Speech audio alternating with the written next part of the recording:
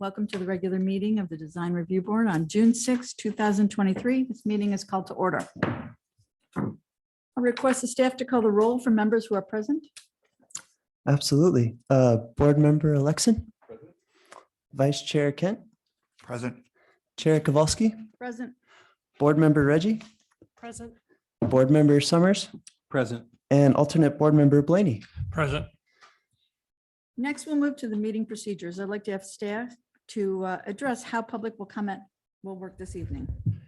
Absolutely. And Monica, it's yeah. Good evening, everyone. In addition to accepting written comments up to the DRB meeting, staff is accepting public comments in person at City Hall or over the telephone or via Zoom. If you're participating via Zoom, you can use the raise hand feature. If you're participating via phone, you can press *9. And after you press *9, staff can, you'll get notification that the host is inviting you to speak, and then you can press *6 to unmute yourself. Okay, let me now describe the meeting procedures. We will begin with a staff report for each item, followed by the applicant's presentation. Members of the public will then be invited to speak. Community members on the conference call can speak when they receive notification they have been unmuted. Comments will be limited to a maximum of 3 minutes. The board will have the opportunity to ask questions of staff or the public after each segment. We will close the public hearing and bring the matter back to the board for discussion. Anyone with an urgent communication on a topic not on the agenda may address the board at this time. Please know that anything raised has not been noticed or agendized, so there will be no discussion on these items. Okay, so once again, to comment on Zoom, you can use the raise hand feature. And to comment on phone, you can press *9 to notify staff that you would like to speak. With that, if anyone would like to speak on an item not on the agenda. Seeing none. Okay, we'll now move on to the consent calendar, which has only one item, the minutes from the April 18th meeting. Are there any comments from the public on this item for the consent calendar? So once again, comment on Zoom, use raise hand, comment via phone, press *9. This is for the minutes. Seeing none. Okay, is someone on the board prepared to make a motion? Vice Chair moves that we approve the minutes as submitted. Is there a second? Board Member Summers seconds. The meeting minutes have passed. Oh, wait, we got to vote. Oh yeah, take a roll call. Jeff, could you take roll? Absolutely. Board Member Alexin. Aye. Vice Chair Kent. Aye. Chair Kowalski. Aye. Board Member Reggie. Aye. Board Member Summers. Aye.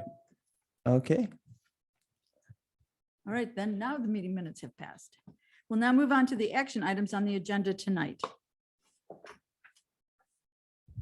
Can I have a staff report, please? Absolutely. So I'll pass it over to our Associate Planner, Renee Nicknig.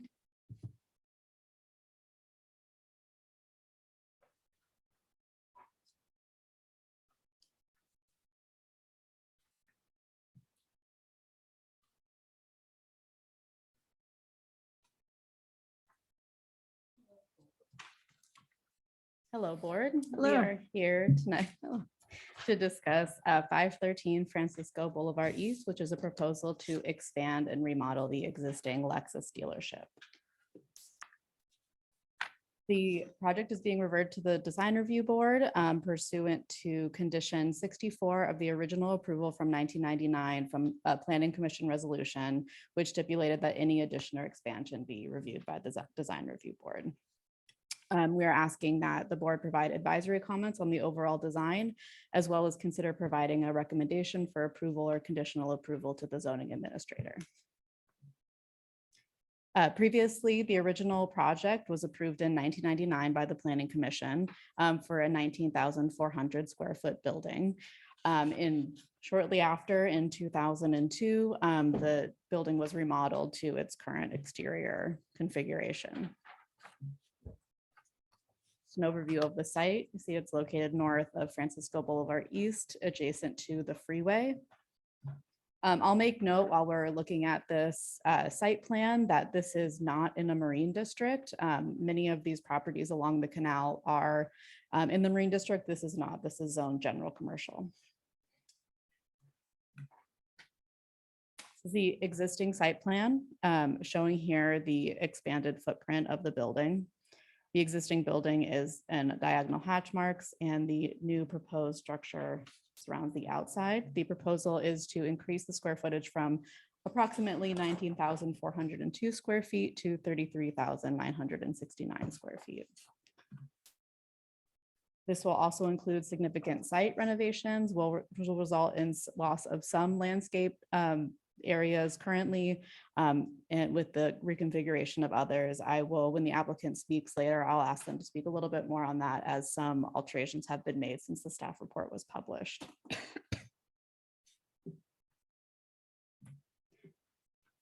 The elevations, the exterior changes will be the most significant change visible at the site.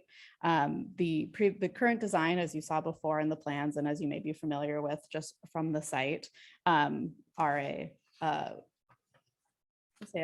bulkier style than is currently proposed, which is a much more modern interpretation.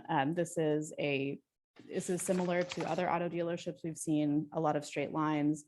The materials proposed are primarily non-reflective, including the signage at the blade wall and at the front of the building. The elevations, I'm showing the front elevation here, is primarily glass with some of the metal fascia at the top. And these are about approximate colors that are proposed, which you can see in the renderings. And we can go back to these as necessary.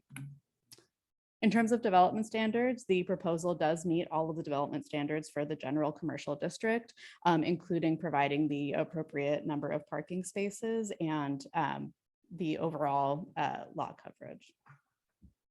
Excuse me, floor area ratio lot coverage is not applicable here. Again, the project was reviewed against the design review criteria in the Santa Fe Municipal Code, chapter 14.25.050.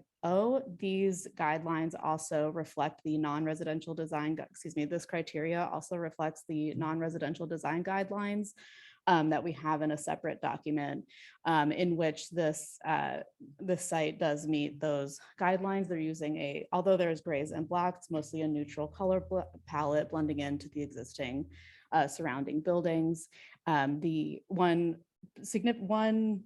notable feature that's mentioned both in the design guidelines and in the Santa Fe Municipal Code is providing a human scale oriented entry to the building. In this case, this is a larger scale windows. However, they're providing a canopy at the front in the eave, which is similar to what is there now, but in a more modern design. That brings attention to the front while also providing a more human scale entrance.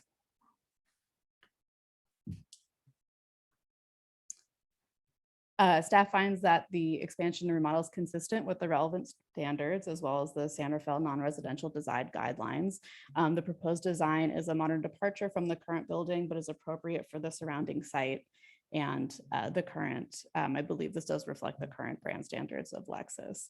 The signage as well, I realize I didn't include in the presentation, is consistent with the current sign program at the site. So the largest change to the sign program will be the emblem on the blade wall, but it does still fit within the original parameters of what was approved in 1999 and again in 2002.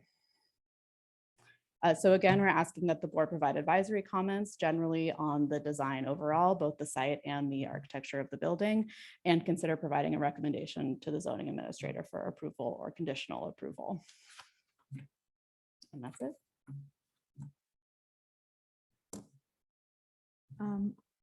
Does the board have questions for staff? I have one question. Yes. Can you point out the canopy you were referencing Sure. at the entry? So you can see it best in the rendering here. It's not a deep canopy. It is a shallow, just a eave, really, just to provide some shade over that entrance and inset that entrance into the building. So it's the one with the signage on top is what you're Correct, referring yeah. to? Okay, Yeah. thank you. Are there any further questions? Would the project applicant like to provide a presentation? Please tell us your name. Good evening. Can you hear me okay? Yes. Christian Oakes, TWM Architects. Thanks for Yes, coming that's- tonight. It's a pretty nice showing for San Rafael. Everybody here helping make this city really nice to live in. Thank you. Renee has, it's taken us 6 months or so to get here. There's a lot of requirements to put a job like this together, and Renee's been very helpful on that. Thank you. I've got a few slides I'm going to show here. The first, the dealership is owned by Sonic, and their mission statement is to a great customer guest experience. And that's really what this project is largely about, is they're investing for the next 25 years. Lexus has a new image, and they really want the customers to have a much nicer experience than this building can offer, and offer more at this particular dealership.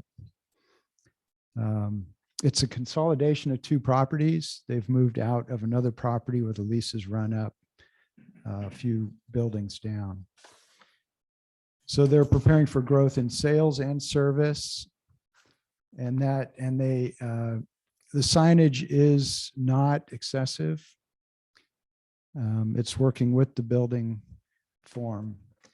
And it really moves away from this fluted plaster finish that's on the existing building that was distinctly Lexus before. It's now very similar to the other auto dealerships that are all along the frontage. And this will completely upgrade the full facility for all code requirements,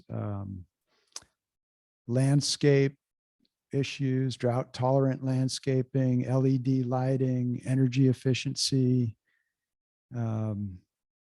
accessibility. It really works with the 2 existing driveway aprons that are already there. So there's really no change in the traffic pattern as well. And the addition is, if you could go to the next site, if it's quite a big site for the size of the building, so the site can easily handle it. The site is above the floodplain, so there aren't flooding issues on this site. We have a very complete stormwater retention system that we've put together to retain not only there will be no additional stormwater put on the storm system. The way it's designed, it takes the new roof load and puts it into the stormwater retention system that is being designed for this site. If you look carefully at this picture, you'll see a red line along the frontage. One of the things you may have noticed about this building is it sets back from the other buildings in its row. So the expanding into the front yard really is very appropriate for this building.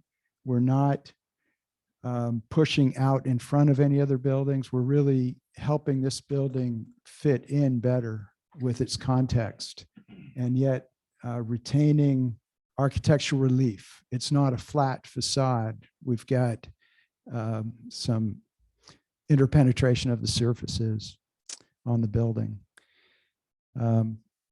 So I had a couple more shots there, which you can go through to just show how it's kind of tucked back from the other buildings. And this will give it a much nicer presence in that row of retail buildings there, pulling it out a little bit in front.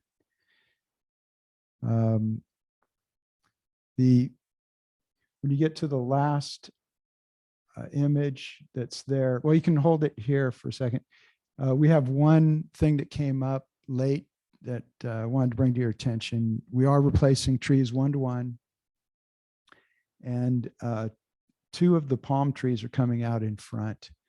The plans that you have show 1, but the one that's right at the driveway has an engineering issue that it needs to come out or be relocated. Currently, we're figuring to take that out. With me tonight are Don Trayman, Patrick Wirtz, and Cecile Aquino online. If you have any particular architectural questions, our civil engineer, Anton Kiriv, and our landscape architect, Camille Gramillion. And we also have our construction managers watching tonight to field any questions you have from them, Jody Stout and Fernando Murillo. Thank you. Okay. Does anyone on the board have a question for the participant? I have a couple small ones. So the other property that Lexus has there, they've lost that lease and they're just letting that property go. They will not use that in the future. It's being held for construction for the temporary showroom. And then it will be let go. Okay. And then my other, excuse me, question is the monument sign in front will be unchanged? That's correct. It's the current monument sign, right, which is smaller than what was originally there. Right, but that will remain the same. That won't be changed. Then there's no proposed changes to that sign. That's already been approved, yeah. Okay, great. Thank you. Further questions? Yeah, I have a question. Christian, good to see you. I know you do all the auto dealers around here, so it usually boils down to signage and lighting. So I imagine you're experienced enough on the interior lighting. That's the board's always been sensitive and kind of pointed at the Mercedes dealer as the appropriate sort of interior showroom lighting so it doesn't cast out. So I imagine you've paid attention to that, but just to the board, we've been sensitive to that in the past. The LED wall packs, I can't read these little drawings, I had my magnifying glass out. I'm seeing 4,000 and 5,000 K as the temperature of the lights, which can be pretty harsh. So I'm just wondering if the wall packs have available down to 3,000 K, or if that been considered, or maybe you just know because you do so many of these. Currently, these are all set at 4,000. So Yeah, that's, I don't know if there's an opportunity to look at 3,000 or not, just, so we're not looking at, I know 5,000 would certainly be too harsh in my opinion. 4,000 kind of lean towards the 3,000. So I guess it's more of a comment, right now that if possible, it'd be nice to look at 3. So. Okay. So you're not aware of a 3,000 wall pack for these kinds of jobs no, right they're now? all set at 4,000 right now. Okay. I know 3,000 is a little warmer. It's Right. not quite as bright. Okay.